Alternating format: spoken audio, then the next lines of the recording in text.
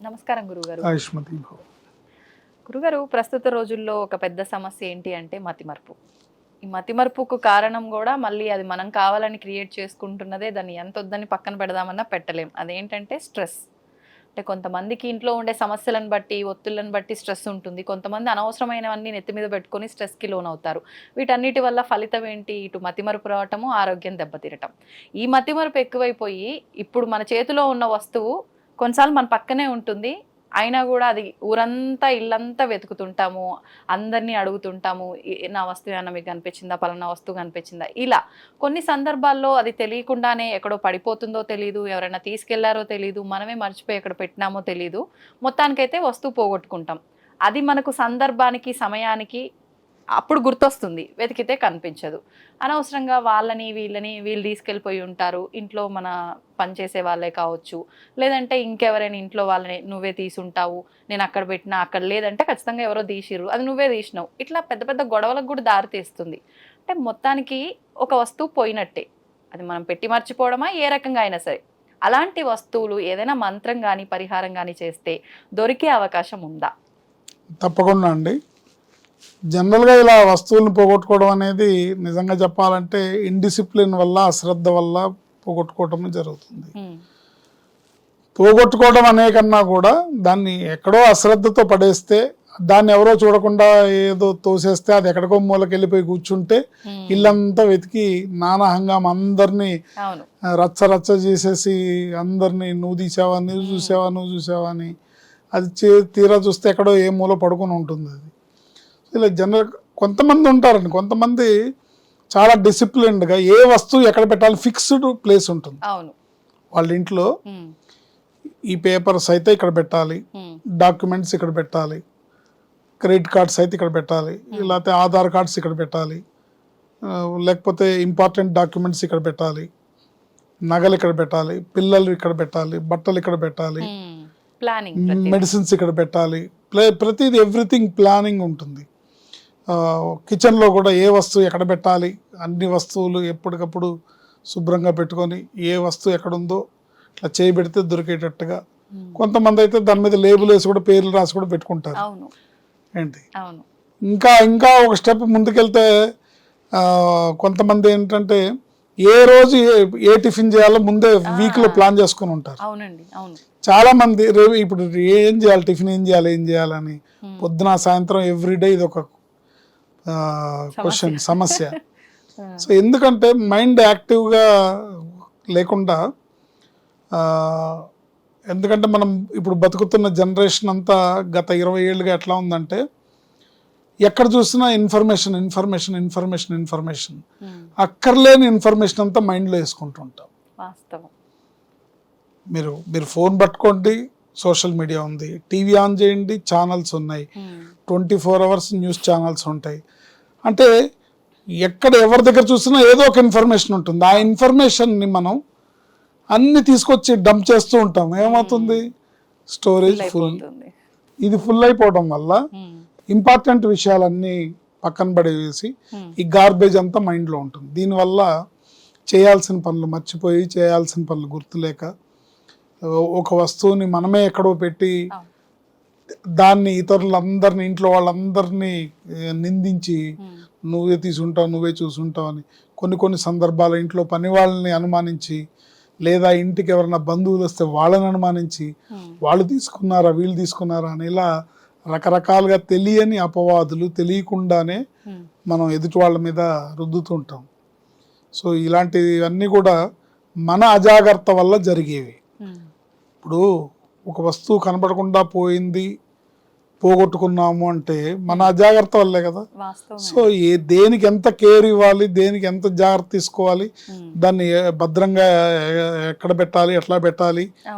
ఒకవేళ లాకర్లో పెడితే లాకర్ తాళాలు మర్చిపోతారు, ఇంటి తాళాలు మర్చిపోతారు, ఏంటి బీరువా తాళాలు మర్చిపోతారు, ఏది ఎక్కడ పెట్టారో మర్చిపోతారు. ఉన్నవి కూడా కనిపించవు. ఒక సినిమా ఉంది, ఆ సినిమాలో కోట శ్రీనివాసరావు విలన్ అన్నమాట. చేతిలో పెట్టుంటుంది, నా పెట్టేదిరా అని తెలుస్తుంటాడు. చాలా మందిని చూస్తే నాకు ఆ క్యారెక్టర్ గుర్తొస్తుంది అనమాట.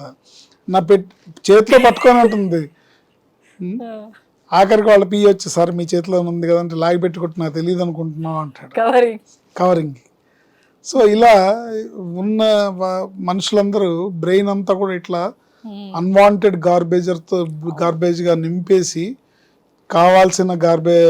కావాల్సిన విషయాలని వేసుకోకుండా అక్కర్లేని విషయాలను ఎక్కువగా మాట్లాడతారు, అక్కర్లేని విషయాలను ఎక్కువగా మైండ్లో వేసుకుంటారు, ఎక్కువగా ఆలోచిస్తారు, ఎక్కువగా స్ట్రెయిన్ అవుతుంటారు. దీనివల్ల ఇవాళ రేపు కామన్గా మతిమరుపు అనేది వచ్చేసింది. అశ్రద్ధ, ఇండిసిప్లిన్, మతిమరుపు ఇవి చాలా సర్వసాధారణం అయిపోయినాయి.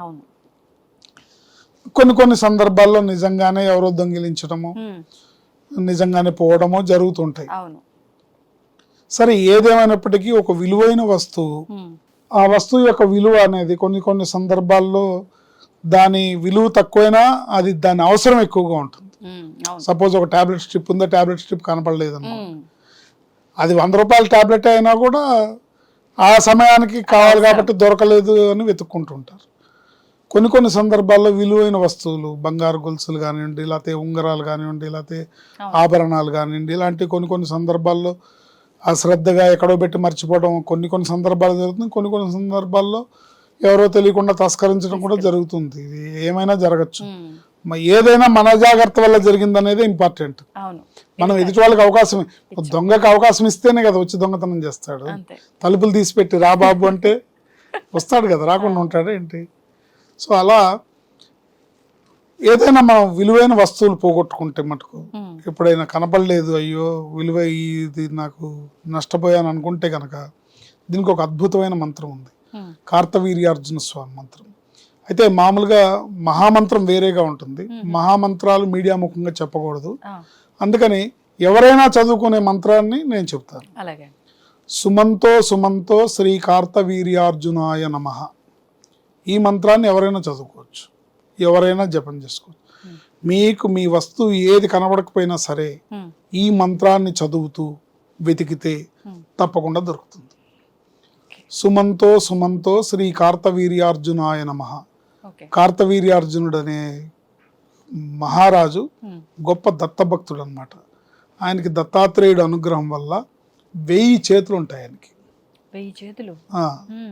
1000 చేతులు ఉంటాయి. సో ఆయన దత్తాత్రేయ స్వామి అనుగ్రహంతో, దత్తాత్రేయ స్వామి ఆయనకి ఇచ్చిన వరం ఏంటంటే, ఎవరైనా సరే మనుషులు కానీ వస్తువులు కానీ ఏదైనా పోగొట్టుకున్నా, వాళ్ళకి కనబడకపోయినా, వాళ్ళు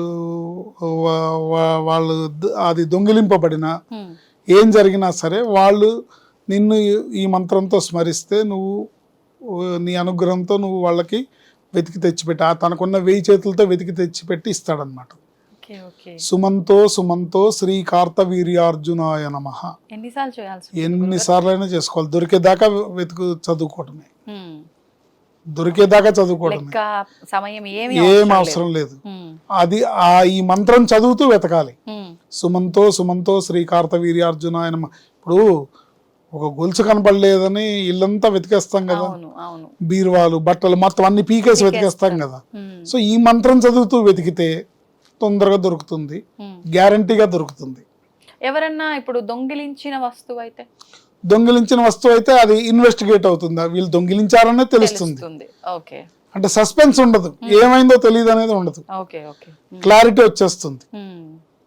ఒకసారి మా ఇంట్లో నవరాత్రుల్లో అమ్మవారికి మేము మండపారాధనలో అమ్మవారి కలశం పెట్టి చైన్ వేసాము. పొద్దున్నే 6ంటికి 5:30, 6 ఆ టైంలో పనమ్మాయి వస్తుంది. బిల్డింగ్ వాచ్మెన్ భార్య పనమ్మాయి. ఆ టైంలో మా ఆవిడ బాత్రూమ్కి వెళ్ళడం, నేను ఇంకేదో లోపల ఏదో పని చేసుకుంటూ ఉంటాం, ఏదో ఉంటే తలుపు మెయిన్ డోర్ తీసుంది, వచ్చింది. సో అక్కడ ఎవరు కనపడలేదు ఇంట్లో, ఆ చైన్ లేపేసింది. సో మేము సరే ఇక అంటే అమ్మవారు నవరాత్రుల్లో ఎట్లా ఉంటుందంటే అమ్మవారి అనుగ్రహం ఎలా ఉంటే అలా జరుగుతుంది. ఇది జరిగిందంటే అమ్మవారు మనలో ఏమన్నా దోషం ఉందేమో, పోయింది, అది ఎవరో తీశారు. ఎందుకంటే కలశానికి ఉన్నది మనం ఎక్కడో పెట్టి మర్చిపోవటమో పోగొట్టుకోవడం, ఖచ్చితంగా అది ఎవరో తీశారు. ఇంక ఎవరు తీసుంటారు? మన ఇంట్లో ఉన్నవాళ్ళు అంత అవసరం ఎవరికి ఉంటుంది? సో దొంగిలింపబడింది. మాకు ఖచ్చితంగా తెలుసు ఈ అమ్మాయి తీసిందని తెలుసు. సరే దానికోసం ఆడపిల్లని మనం నవరాత్రుల్లో ఆమెను నిలదీసి ఆమెను నిందించేది ఏముంటుంది? అడగలేదా?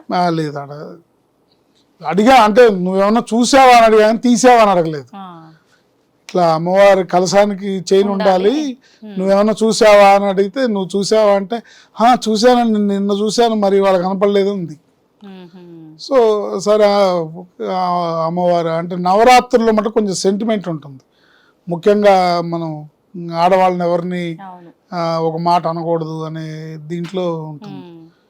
కానీ కొన్నాళ్ళ తర్వాత మేము ఆ ప్లేస్ ఖాళీ చేసి మేము వేరే సొంత ఇల్లు కొనుక్కొని వేరే ఇంకో చోటుకి వెళ్ళినాక ఎప్పుడో ఒకసారి రోడ్డు మీద మా ఆవిడకి కనపడి ఆ అమ్మాయి డైరెక్ట్గా కాళ్ళ మీద పడి, నేను మీ ఇంట్లో ఈ తప్పు చేశాను, దానివల్ల నేను ఇది అనుభవించాను, నన్ను క్షమించండి అని చెప్పింది. నన్ను క్షమించండి, నేను ఈ తప్పు చేశాను, ఆ తర్వాత నేను ఇంత అనారోగ్యం పాలయ్యాను, నాకు ఇలా వచ్చింది, మా ఆయనకి ఇలా జరిగింది, మా పిల్లలకి ఇలా జరిగింది, క్షమించండి అని చెప్పి అడిగింది 4-5 ఏళ్ల తర్వాత. సో ఏదైనా సరే ఒక వస్తువు కనబడకపోయినా, ఒక మనిషి ఇంట్లో తప్పిపోయినా, ఎవరన్నా ఇప్పుడు కొంతమంది కిడ్నాపులకు గురవుతుంటారు, కొంతమంది పిల్లలు తప్పిపోతుంటారు, రకరకాల సందర్భాలు మనం చూస్తుంటాం. ఒకవేళ మన ఇంట్లోంచి ఒక మనిషి వెళ్ళిపోయినా ఈ మంత్రాన్ని చదువుతూ గనక మన ఆ వ్యక్తి కోసం మనం వెతుకుతున్నా, ఆ వస్తువు కోసం వెతుకుతున్నా తప్పకుండా దొరుకుతుంది. నమ్మకంతో ఈ మంత్రాన్ని పఠించాలి. కార్తవీర్యార్జునుడికి నమస్కరించి, స్వామి నువ్వే తెచ్చివ్వాలి, నీకున్న 1000 చేతులతో నువ్వే వెతికి తీసుకొచ్చి ఇవ్వాలి అని మనస్ఫూర్తిగా గట్టిగా దండం పెట్టుకొని, దత్తాత్రేయుడికి దండం పెట్టుకొని, స్వామి నీ శిష్యుడికి చెప్పు అని చెప్పి దండం పెట్టుకొని ఈ మంత్రం చదువుతూ వెతికితే ఏ వస్తువు ఎక్కడ పోయినా దొరుకుతుంది, ఏ మనిషి ఎక్కడికి వెళ్ళినా తిరిగి వస్తాడు. సుమంతో సుమంతో శ్రీ కార్తవీర్యార్జునాయ నమః, సుమంతో సుమంతో శ్రీ కార్తవీర్యార్జునాయ నమః. ఇది మంత్రం. గురుగారు మీరు చెప్పిన దాన్ని బట్టి నాకు ఇది క్లియర్గా అర్థమైంది. కాకపోతే ఒక డౌట్, ఇప్పుడు కోర్టులో అట్లా భూములు ఆస్తులకు సంబంధించి కూడా మీకా మాకా అన్నట్టుగా అది కొన్ని ఏండ్ల పాటు జరుగుతూ ఉంటుంది. అటువంటి సందర్భాల్లో అది మనదే కానీ మనకు వచ్చే అవకాశం లేదు అన్నప్పుడు కూడా ఈ మంత్రం చేసుకుంటే అది మనకు వచ్చే అంటే ఇది ఏంటంటే పోగొట్టుకున్నది మాత్రమే. పోగొట్టుకుంటే ఇప్పుడు అది జరిగింది, ఆ సందర్భం ఏంటనేది వాళ్ళ పరిస్థితిని బట్టి దానికి మనం మళ్ళీ తరుణోపాయం చెప్పచ్చు. ఇప్పుడు అది తెలిసే కదా, తెలియకుండా కాదు కదా. సో దాయాదుల మధ్యలో మనస్పర్ధలతోనో లేకపోతే ఎవరి స్వార్థంతోనో ప్రాపర్టీస్ ఇదంతా నాదే నాదే నాదే అనుకుంటారు. మనుషులు ఆశ అనేది ఎలా ఉంటుందంటే, కొంతమంది ఉంటారు ఈ కనిపించే ఇదంతా మాదేనండి అంటారు, ఇదంతా నాదే అంటారు. అప్పుడు భూమాత నవ్వుకుంటుంది, సార్ నువ్వు ఎన్నో ఓనరురా అని. భూమాత వికటాట్టహాసం చేస్తుంది, ఎన్నో ఓనరురా నువ్వు అని. అంతే కదా మరి కదా. సో ఇంతకుముందు ఎంతమంది ఓనర్లు మారారు, ఇప్పుడు నువ్వు మారావు. నువ్వు శాశ్వతమా? కాదు. ఏంటి నీకు శాశ్వతమైంది 6 అడుగులు గొయ్యే కదా. సో అలా వాళ్ళ వాళ్ళ సందర్భాన్ని బట్టి ఆ ఆస్తులు తగాదాలు, దానికి కారణం, దానికి రీజన్ ఏంటనే దాన్ని బట్టి దానికి పరిహారాన్ని మనం చేసుకోవడం ద్వారా మనం దాంట్లో విజయాన్ని సాధించవచ్చు. మంచి పరిహారాన్ని తెలియజేశారు గురుగారు. ధన్యవాదాలు. ఆయుష్మతి భవ.